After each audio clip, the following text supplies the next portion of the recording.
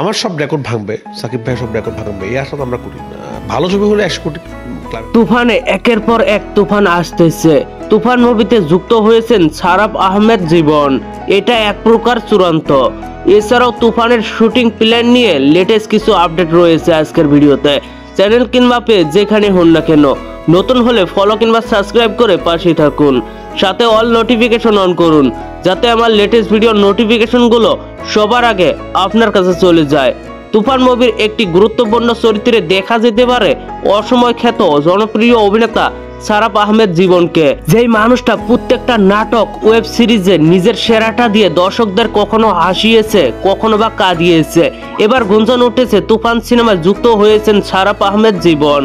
গুঞ্জন ওঠার কারণ হলো পরিচালক রায়হান রাফির কয়েকটি স্ট্যাটাসগুলোতে দেখা যাচ্ছে রায়হান রাফির সঙ্গে ভারতের মাটিতে জীবন একসঙ্গে, যেহেতু দুজনেই ভারতে এবং রাফি এখন ব্যস্ত রয়েছেন তুফানের, সেই জন্যই এক প্রকার কনফার্ম বলতেই পারি সারাফ আহমেদ জীবন তুফানে থাকবে।